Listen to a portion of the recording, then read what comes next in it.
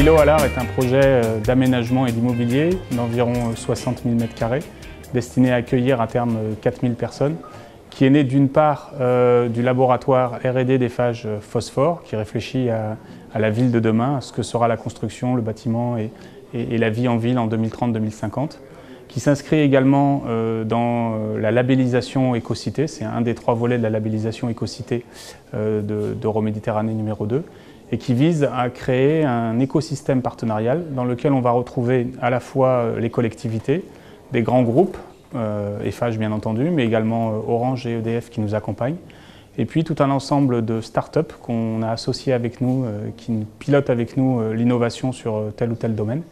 Et puis enfin, des associations, le tissu local qu'on veut intégrer dans ce projet. C'est un projet qui représente à peu près 58 000 m², dans lequel vous allez retrouver du bureau, 27 000 m², dont au premier rang desquels la ville de Marseille, qui est intervenue comme catalyseur en y installant 350 personnes dans un immeuble de 10 000 m² construit par Souto Demura, donc qui est le Pritzker 2011. C'est un vrai succès commercial dont on est particulièrement fier, sachant qu'on a réussi en plus à équilibrer entre la partie investissement et surtout la partie résidence principale qui représente presque 50%.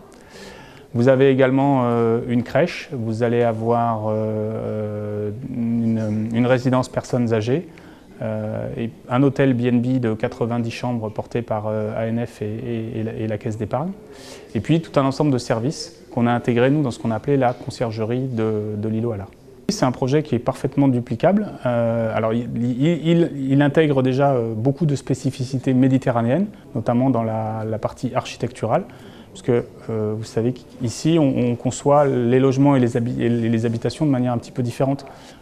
Ici, le soleil est plus un ennemi qu'un ami, il faut s'en protéger, parce qu'il faut travailler sur les questions d'ombre.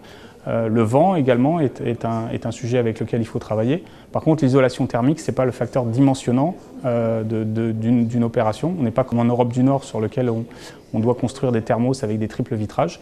Nous, au contraire, on doit favoriser les échanges, favoriser la circulation de l'air. Et donc c'est en ce sens-là, je pense, qu'on aura pu définir quelques règles qui permettent cette reproductibilité sur le bassin méditerranéen.